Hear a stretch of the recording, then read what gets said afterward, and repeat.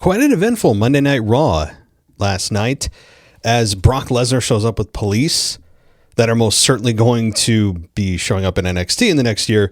We have Seth Rollins and Roman Reigns go face to face and then ending up with the Stomp with Roman Reigns looking the best maybe he ever has, at least in recent memory, on the microphone. Him and Seth just have a chemistry that is undeniable and kind of amazing that we haven't seen them together more over the years than we have.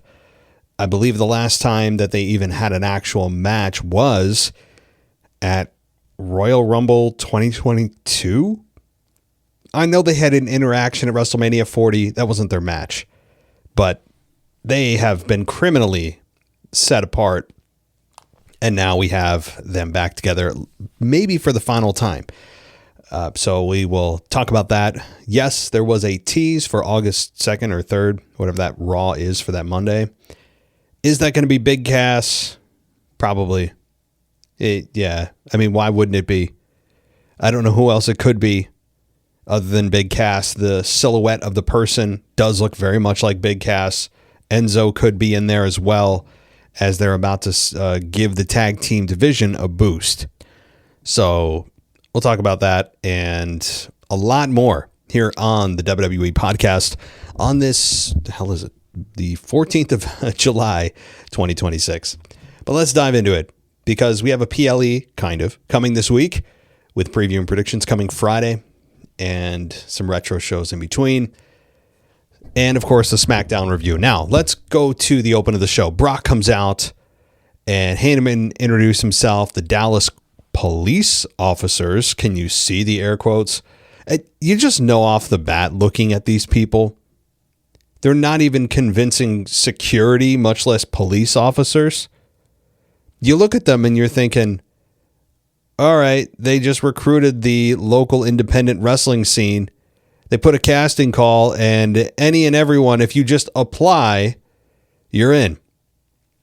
If you're breathing, you're in. And they did that. And yes, some of these guys will likely be in the WWE in the coming months or years, I'm sure, as that's happened before. This is a precedent that, well, not even a precedent. It's a pattern that has occurred time and again. MJF was actually security for Goldberg at one point. So that's a thing. MJF was in WWE as a security guy. So let's continue on. And Brock Lesnar, again, is surrounded by the police officers. Heyman said the police were there because of Oba Femi and said that Oba turned down a championship match with either champion because he's that obsessed with Lesnar. He said that that's stalker level, and he called Oba the biggest dummy he's ever met. And he said Oba turned down a title match to come after Lesnar, like a psycho ex-girlfriend. Heyman said Lesnar is obsessed with Oba, which scares him half to death. He said he called Lesnar when he was hunting, and he was obsessed with Oba. Okay, whatever. Stop being so obsessed with me, bro, is the tactic that Heyman is taking here. Except for the fact that Oba Femi didn't turn down the championship opportunity. He put it aside. It's in his back pocket. He's going to cash it in at some point, whether it's at Survivor Series, Rumble, or likely WrestleMania. That's all on the table.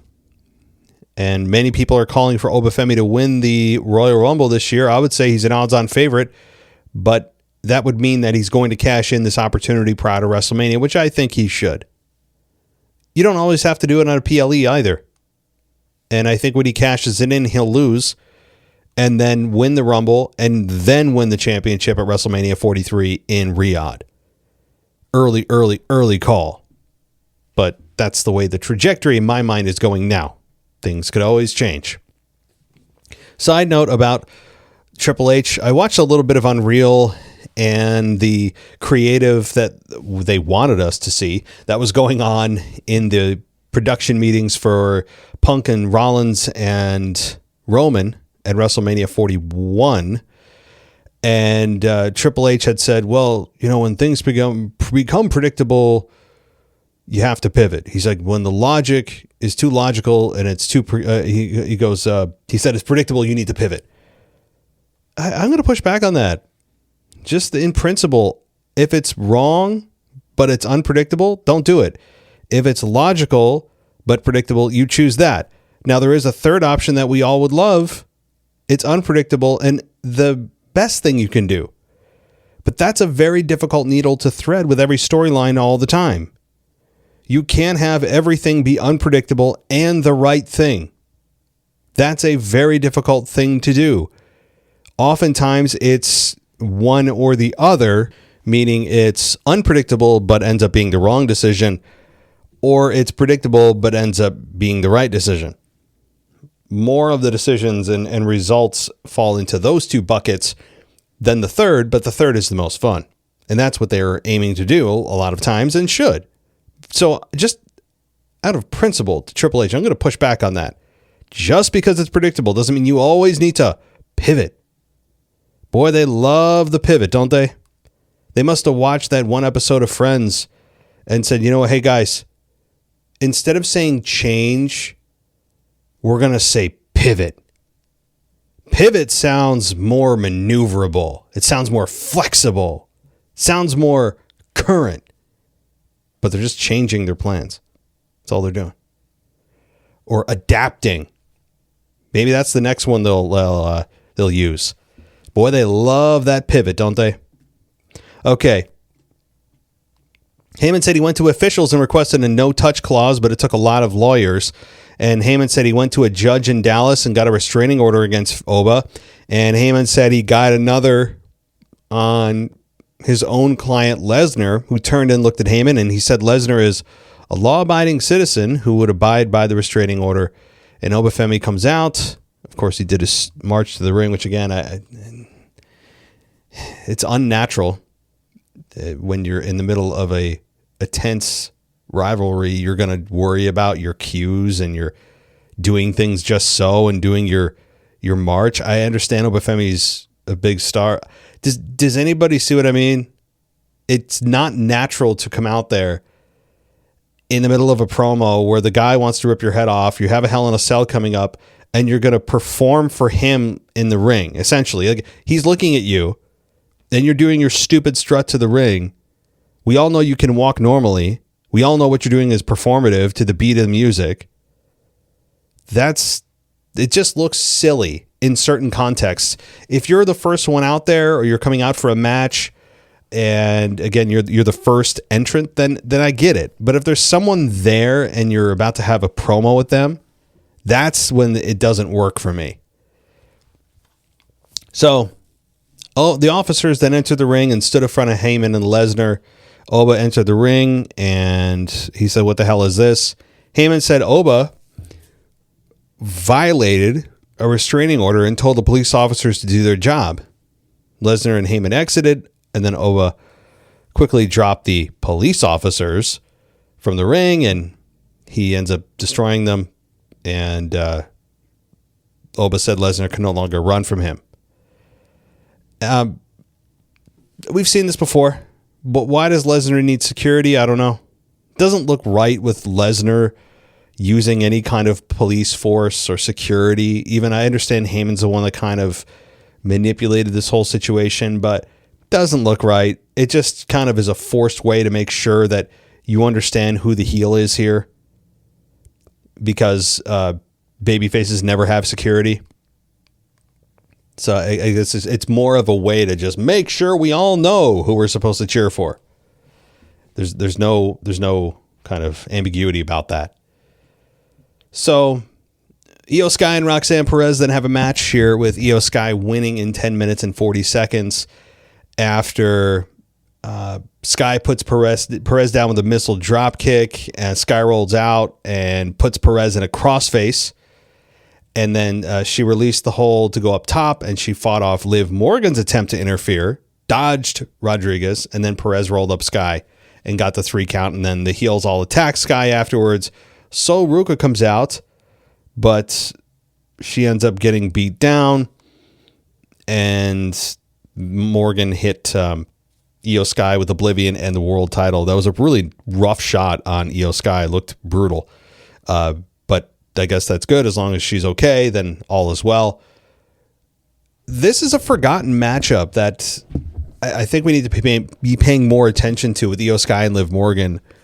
These two women, I think, should have a better match than they did at the last PLE, which was a bit of a disappointment for me. You would imagine their second matchup would be better given the chemistry, but we will see. And you do also kind of wonder what they're setting up for. Is this Io Sky really about to win the women's championship? Or is it more of the same with Liv? My guess is, since Liv has not gotten a ton of TV time, not a lot of mic work, they're about to switch the championship to Io. That's my guess. And then you could work on Liv Morgan maybe separating from the Judgment Day and going off on her own. Maybe there's a Roxanne Perez program on the way out, or Raquel Rodriguez versus Liv Morgan.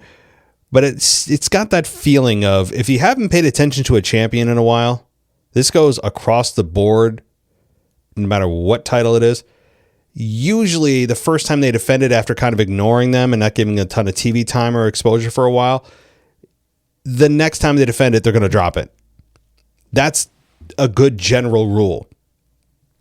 Not that Liv has been ignored, but she hasn't got the typical Liv Morgan promo segments and attention that I think it deserves, which is a warning sign if you want Liv to remain champion. Okay. We then have Braun Breaker in the ring and with Logan Paul, Austin Theory, Maxxine Dupri. And Logan spoke briefly, introducing Maxxine as the Vision's queen.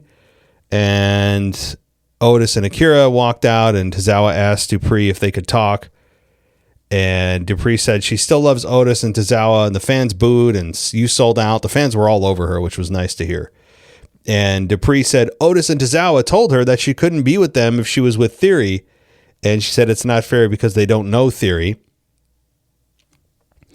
And let's see, we had Otis say he knew Maxxine for a long time and had something to get off his chest.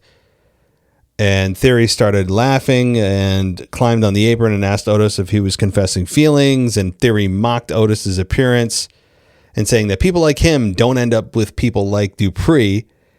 And we had eventually Maxxine try to console Otis, almost looked like she was going to kiss him.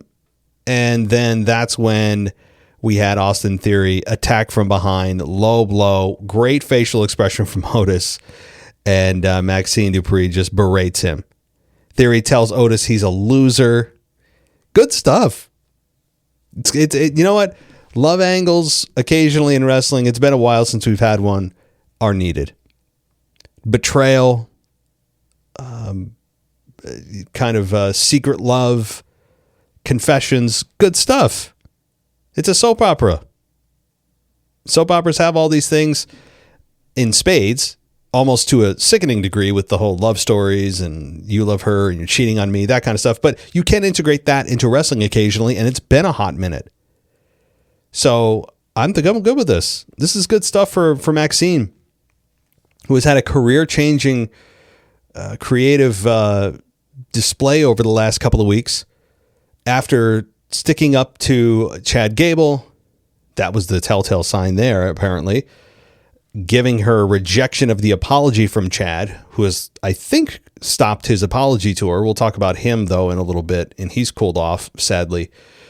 Even though he won, he's kind of cooled off, but I'm not too worried yet. We'll talk about that in a minute. But Maxxine is on a roll right now, fitting very nicely into the Vision, and I think there are better days ahead for everyone here. So good for Otis, good for Maxxine, good for Theory. Everybody just did well here in this segment. Okay. We then got breaking news. A video package airs for Survivor Series War Games. It's going to be held on Saturday, November 28th in Houston. I mean, I don't care. You know, a great tweet I saw. This is JD from New York, and I don't agree with a lot of the takes he has. I think he yells too much. But whatever. What do I know? He's way more successful than me.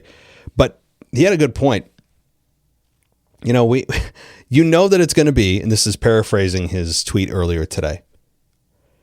it's going to be some kind of bloodline versus good guys or a heel faction type of matchup. It could be the Vision versus the Bloodline. That seems to be probably what it's lining up to be. And you know that Io Sky is going to do something with a trash can off the top, because that's all they do with the women apparently in every women's match. And it should be treated much more like Hell in a Cell. That was the paraphrase of the tweet, and I couldn't agree more with that. What we remember most from the War Games over the last few years is, oh, Bloodline, they've reunited. Oh, they win. Okay, disband. And then it's, oh, Io Sky off the top with a trash can. Cool. That is a very good, very simple, very simple. Well, it's kind of redundant. It's a very oversimplified summary of the last few Survivor Series. I mean, we've had CM Punk return, big moments, Randy Orton return. I get that. But when you think of the matchup, it shouldn't be a schedule. It should not be something just on the schedule, much like Hell in a Cell. It shouldn't be a match that it's just on the calendar and you put people in, whoever they happen to be in this match. I don't like the rules of the match. I've talked about that many, many times too. The rules of the match make no sense. How can the match not actually start but also start? How can you not do any eliminations until everyone's in the ring, which means there's no such thing as an advantage because everyone has to be in the ring for the match to start anyway, and you can't eliminate the people even if you have a numerical advantage, quote unquote, the entire time until the bell rings. It's 2-on-1, it's 3-on-2, it's 4-on-3. But again, you can't eliminate anybody. So what the fuck is the point? I hate the rules. Make no sense. But it should just not be on the calendar. It doesn't feel special anymore when you like, oh yeah, War Games, cool, coming up this November. I know they're trying to sell tickets.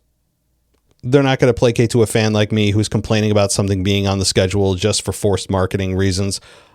I get it. Not asking them to placate to my particular needs, but look what it's done for Hell in a Cell. Hell in a Cell now feels special. It feels like it is brought and unearthed out of the dirt when it's needed. Not just because it's on a schedule, it's on the calendar. It now feels important again. You can do the same thing with War Games. Okay. Royce Keys and Jimmy Uso. The second match of the night. Royce Keys beats Jimmy by DQ. Why? Because we had Fatu walk in the ring and attack Royce Keys for the disqualification. We then had Fatu grab the chair and told Keys he didn't want to do this. And then Fatu hit Keys with a chair and he placed the chair around the head of Keys. And Solo Sikoa called for Fatu over a microphone and he came in the ring and said he understood now. He's going to come home and he's going to rejoin the family. And, JK, because he then hits Jimmy with a Samoan spike. And then Solo got the better of Fatu until Jimmy returned and Keys tried to help Solo, but Jimmy super kicked him and Fatu put Solo in the Tongan death grip. It's not over. LA Knight comes out and he cleared the ring, cleared Jimmy, hit Fatu with a chair who no-sold it. Fatu should not be in the business of no-selling. He's not that big of a dude. You have to be a special kind of dude, a special kind of wrestler to actually no-sell stuff. Fatu's not that guy, but whatever. Knight got on the mic and said he owed it to Jimmy and Fatu from last week. He said he needed them both in the ring, and he said he's sick and tired of the bloodline and called them to call the unfortunate event Jey Uso because he wanted him there too. And Knight said he thought he was done with the bloodline, but then realized he didn't need to do it himself. And he proposed a tag team match with Solo and Keys as his partners against the Usos and Fatu for SummerSlam. So Knight, who even Michael Cole said for years has been feuding with the bloodline, that's not an exaggeration. It almost feels like continuously. There's been very little break for Knight, who needs to break the bloodline. He's synonymous with them now. That's no longer really a good thing. This is not a fresh story anymore. It's not exciting that Solo is turning on Jimmy or feigning reuniting. No, we don't care anymore. Now, is it a unique matchup as you could probably create out of this mess of a bloodline and spin-offs and MFTs and non-MFTs and reuniting, but they're really not? Then yeah, I guess it is, because you have two new guys in here. Well, two new elements here, which is Royce Keys, who has not been involved in this before, and he's certainly in a good position now. And you also have LA Knight and Solo teaming for the first time. That is unique, but not enough for me to go, ooh, well, I might have been wrong about the bloodline story. No, I don't hate it. It's just beyond overstayed its welcome. Short of The Rock coming back, there's nothing they can really do to this to make it particularly interesting. Outside of, Roman doing his title defenses is always fun to watch, and he's a world-class talent. We know that. I'm talking about the group, not Roman and his title. And this group needs to just be disbanded. There's just not much more to do. Everyone's turned on everyone. Every possible solution has been realized. There's not any more turns or potential matchups you're thinking of between the bloodline members that hasn't already been done, and done in some cases multiple times. So hopefully this, after WrestleMania, from what I understand, and I don't know how accurate the reports are that we all hear and see, after WrestleMania 43, perhaps we do see the final end of the bloodline, and that's it. So, all right, let's continue. We have then, let's see, backstage, Heyman applauds them, the Vision, and Theory wondered what it meant if they were all back together. And Maxxine, so it was said that Maxxine was so magnificent tonight. What the hell do you need me for? And Heyman asked that before walking away. And that was it. So perhaps Heyman has split from the Vision. That really may be it for Paul Heyman. He might be just kind of, for the moment, with Brock. A somewhat amicable split with the Vision. I don't hate it. And you know what? I know some people are saying, well, it should have been the Vision to drop Heyman, not Heyman. No. Heyman is bigger than any one of those guys from a name value perspective. He should be able to pick and choose his clients.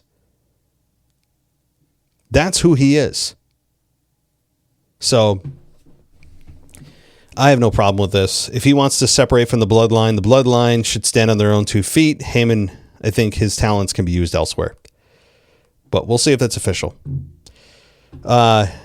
Let's continue. Adam Pearce was having a phone conversation, and he told the person that he would be there if he was needed. And Oba Femi showed up, and Pearce told him that Heyman was bluffing about the restraining order. And he says that it tells him that Heyman is scared. Oba said that if Heyman thought that what he's done to Brock Lesnar was bad before, just wait till Hell in a Cell. Okay, fine. Yeah. No, I have no issue with this. Hell in a Cell should be at least, please be 10 minutes, at least 10 to 12 minutes. Okay. Bayley stood in the ring and asked Lyra to join her, and she came out looking totally disheveled. And Bayley said she hoped they could say what they had to say to one another and apologize. And Valkyria said Bayley should be apologizing to her. And she said Bayley always makes herself look like the victim. And she said she lied about the things she said to make Bayley feel better. And she said that Bayley isn't a locker room leader. And said that Bayley's always been a doormat, which was a funny analogy. Valkyria said Bayley drags everyone down she works with, and her face doesn't belong on all the posters. And she's always been the worst of the 4 horsewomen. And Bayley said she would add her to the accomplishments and beat Valkyria's ass at Madison Square Garden. And she spoke with Pearce and said that she would see Valkyria at Saturday night's main event. It ended up being a brawl, but Valkyria ends up putting Bayley down with belly to belly. I don't mind this. I know that the analysis I'm reading right now says I'm not sold on this yet, but I am curious to see what the version of Valkyria looks like when it's time for the match and how she approaches it from an in-ring standpoint. I like that Bayley didn't just pout. Rather, she stood up for herself after Valkyria insulted her. I do like that as well. Bayley can have at times too emotional of a swing for things. And oftentimes when baby faces are betrayed by their partner or friend, they go into this kind of sobbing, woe is me, sympathy mode. And she stood up for herself. I would agree. That is a better approach to this. But I'm already sold on this. I'm sold. I'm as sold as you can expect someone to be, given its short life and the star power that Valkyria has, which is very limited right now. So I don't know how much more you can really expect from this. And it's not at SummerSlam. It's at the Saturday night main event. So, all right. Dom comes out, and a vignette also aired, as I said. That is got to be Big Cass, which is going to be 8-3. It's the Raw after SummerSlam, by the way. Dom versus Joe Hendry versus Ethan Page versus Rusev versus Javon Evans, Chad Gable, Dragon Lee, Gauntlet match for a shot at the Intercontinental Championship at SummerSlam. Okay, I'll just go by the eliminations here. Joe Hendry was eliminated by Dom in 5 minutes after hitting the 619 and Frog Splash. So Joe Hendry continues to just really disappoint on the main roster. Javon Evans then makes his entrance, and he was eliminated by Dominic was eliminated by Javon in 11 minutes at the 11-minute mark because Danhausen came out, tried to curse Dom, but the pyro shot up the wrong post, but it then allowed Evans to hit Dom with the OG cutter and get the victory. Dragon Lee was the fourth entrant, and he was eliminated by Javon Evans in 18 and a half minutes.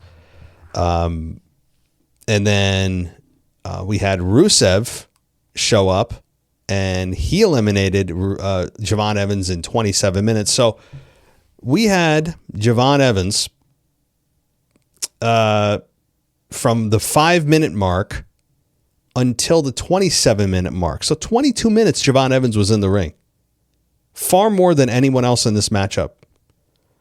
That was a really nice signal, a sign from WWE that they have a lot of confidence in Javon Evans. They look at him and say he's an up-and-coming star. We know that. Not just because they've said it, because now they're showing it. They're putting their money where their mouth is. Now, he didn't win, and that's fine. Anybody that wants Javon Evans to win championships right now doesn't understand or have patience for the evolution of wrestling and storytelling. Because Javon Evans, we know, is going to be a star.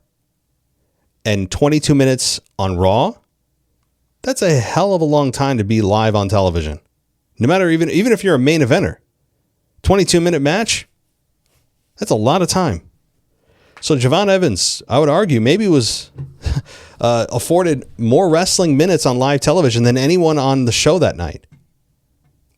So Javon Evans, yes, in a losing effort, he did lose, but who cares? He had a hell of a showing. Chad Gable then eliminated Rusev in 34 minutes, and Rusev attacked Gable after the fall and put him in the accolade, and Ethan Page walked out, and Rusev released the hold and told Page to go get him.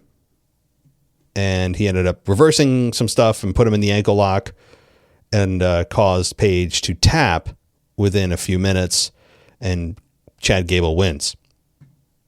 So it's going to be Chad Gable and Penta for the Intercontinental Championship at SummerSlam. Fun wrestling here. Solid storytelling. I would say that Chad Gable is certainly going to win the Intercontinental title. But the support for Chad Gable, as I talked about a little bit earlier, doesn't seem to be at the height it was. That's why you got to strike when the iron's hot. You got to just sometimes jump on things. No, that doesn't mean you need to make him champion. I wasn't saying him or calling for Chad Gable after his mask versus mask match that went viral. I wasn't asking for Chad Gable to become world champion, have Roman Reigns stripped, and make Chad Gable the face of the company. No. But you needed to do something more significant than have Chad Gable go on this pitiful, emasculating apology tour. You know, like, have him just say, fuck you. Like, Not in those words, obviously, but essentially that kind of vibe. I did what I had to do. I got a ton of airtime. And you know what? I actually pushed Luchador Wrestling forward. I pushed this company forward by bringing attention to it. An imitation is the sincerest form of flattery, is it not? So F that. I don't need to go apologize to everybody. Oh, I'm so sorry. Please accept my apology. Fuck that. Give Chad a little bit of an edge. Don't turn him heel. But they should have just said, you know what? I did what I had to do. I feel bad that I did some things, but you know what? I'm here now. I'm ready to go. Yeah, that's what he should have said. But now, I mean, he went on this apology tour, and I think that had a lot to do with him being cooled off. Apologizing to Rey Mysterio and Penta and Dragon Lee and Maxxine and Otis and Akira Tozawa. Maybe those three you could have had a fun interaction with, Akira and Maxxine and Otis. Yeah, I understand with Alpha Academy. That maybe have been a little bit more warranted, but backstage just kind of bowing to everybody essentially, get the hell out of here. I think that had a little bit to do with his cooling off. And sure, he won this, but it feels like a few weeks too late. That's how quickly people can flip on somebody. You got to strike almost immediately today. It's not a good thing. It's a shame that people don't support wrestlers for longer. But yeah, you could have Chad come back and win the IC title, and I think he will. But the key always, for everything and always in wrestling and in storytelling, and no matter what medium it is follow-up. Follow-up is key. You do stuff. You make things happen. Great. Now what? How do you continue that? What's the end game? That is always going to be the determining factor as to if it's success or if it's a failure. And right now, Chad Gable's, I think, on the path to success, but a watered down version of it from what it could have been if they struck early and just maybe brought him out to open Raw. What if they brought him out to open Raw that night? All right. All right. So continuing. Cole hyped Tom Brady as the guest on Rhodes podcast. It was billed QB1 meets QB1. Oh, stop it. We're pretending that Cody Rhodes is Tom Brady. He's the equivalent of Tom Brady in WWE. You're kidding, right? You're kidding. I know that that's the analogy they were trying to drill in our brains for about a year, that I'm the QB1. You're far from Tom Brady. I'd buy the QB1 analogy. If you're the champion, you are the company's quarterback. I get it. But to say you're Tom Brady, yeah, let's calm down. Let's calm down. They shouldn't even be spoken in the same sentence. In terms of impact, not just in this sport that they have been a part of, respectively each, but collectively on the culture, name value. Come on, let's get a grip. All right, but we then had a black SUV come in, and Roman Reigns comes out, and the contract signing. So here are some of the highlights of what they said to each other with Rollins and Reigns and this contract signing. Reigns said he would show the difference between him and Rollins at SummerSlam, and that he'd put an end to Rollins thinking he could compete with him and would show him what number one looks like. And Rollins thanks Reigns for keeping the belt warm for him. He'd see him at SummerSlam or whatever time next he wanted to show up for work. And he said that, okay, let's play your game. What if you do win the championship? Reigns asked if he basically, what are you going to do? You're going to win the title and then get hurt after a couple months? That was a nice line. And he said some people just can't handle the weight and burden of being a top guy. He also pointed out how Rollins still needs Money in the Bank to beat him. And that Reigns said that Rollins had to fake an injury to use it this time around. And that Seth's, quote, work daddy, Triple H, is running the joint. And you'll always be my number two. It was good. This was really good. And he talked about how he's the revolutionary, the visionary, blah, blah, blah. But he did say that I'm the revolutionary and the visionary, but I'm so glad I'm not you. And he says, because I know who I am, you piece of shit. And he turned back. They went for a brawl, and we went for a power bomb, but Rollins hit him with a microphone, give him a pedigree, and then hit him with a stomp. And that was it. Good stuff. This was really good. I know that Rollins got the better of Reigns physically. We don't care. See, yes, Rollins beat Roman physically, but that is not what people are talking about. That's how powerful words are. What we're remembering and what people are sharing and discussing most is Roman Reigns' response. Roman Reigns' words are what we're talking about the most. That's why promos are so much more important than physically. I was hoping they wouldn't even touch each other until SummerSlam because there's no need. But here we are, fine. I don't hate it. I just personally wouldn't have done that. I have a very a more conservative look at the product in terms of I'm willing to wait for a lot of things and put things on the back burner and have long story arcs, and I have the patience for that stuff. I know that today's product is different and it is what it is. But my point is that that's how powerful words can be. And that's why promos are really what sell stories. Not in ring.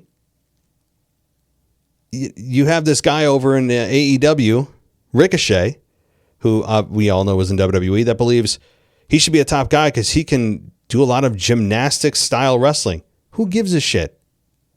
You want to know why you never reached the level that you feel you should have? Because you're not a great promo. Promos sell. Wrestling is the byproduct of, and the vehicle that's used to decide who wins and loses. And yes, it's how fans get behind, or it's a vehicle used that fans get behind to cheer or boo somebody, depending on who you want to win and lose. But why they care is grounded in what you say and what your character is and who you are and what you stand for. The in-ring stuff, yeah, it can be flashy and fun, but it's superficial love, if you even want to call it that. I continue to make the fireworks analogy. It's just like a bunch of fireworks. No one feels really emotional about fireworks. They're just kind of there. They're fun to watch. But there's no real attachment to fireworks.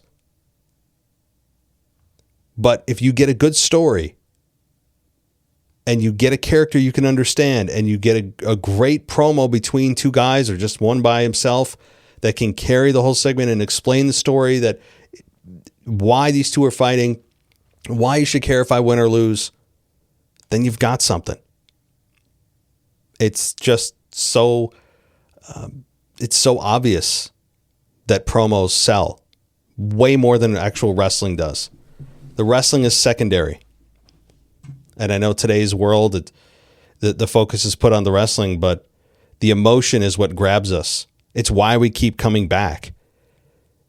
And I don't want to hear, well, I just love great matches. But again, I would ask you, well, that's fine. You love the athleticism. But what keeps you is the characters involved and why you care if they win or lose. The old emotional investment never fails. It is unbelievably important in wrestling. It's unbelievably important really in anything you sink your money into from an entertainment standpoint. TV shows, movies, sports especially. It's incredibly important.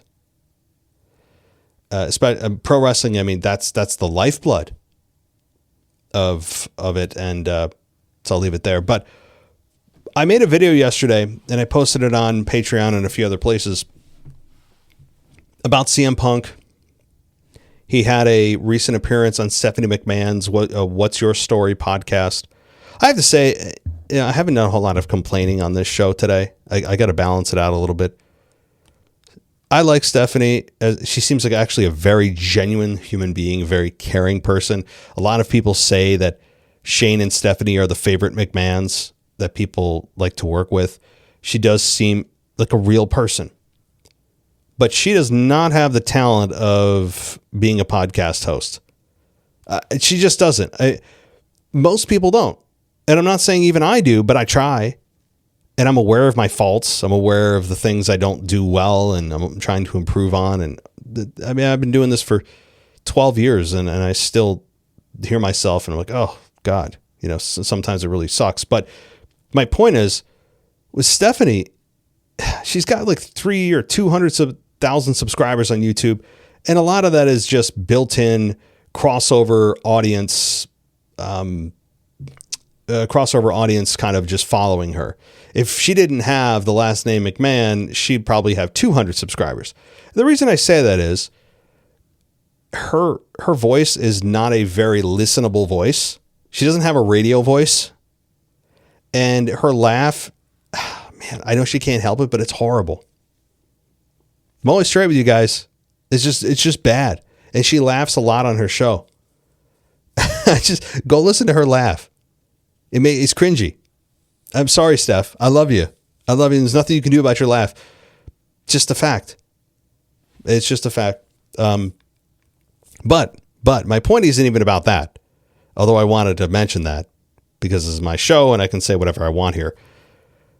The CM Punk interview, that was 2 hours. My God, 2 hours. Credit to Punk and credit to Stephanie and her crew for going 2 hours on this. Holy shit.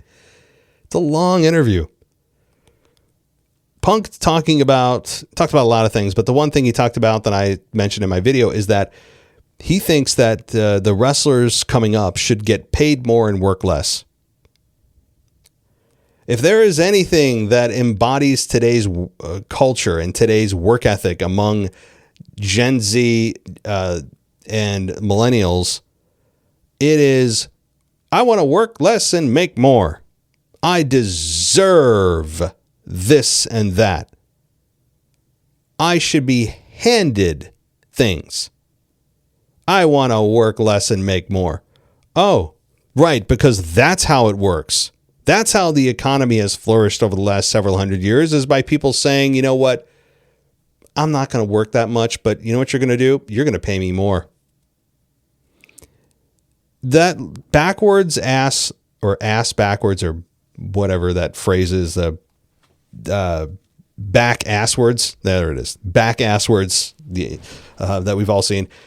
That logic is just so ingrained today, and it continues to be propagated by Punk. No, that is not a good thing.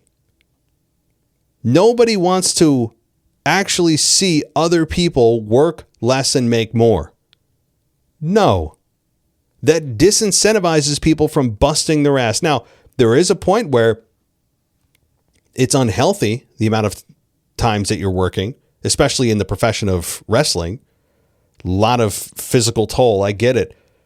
But when was the industry the most successful?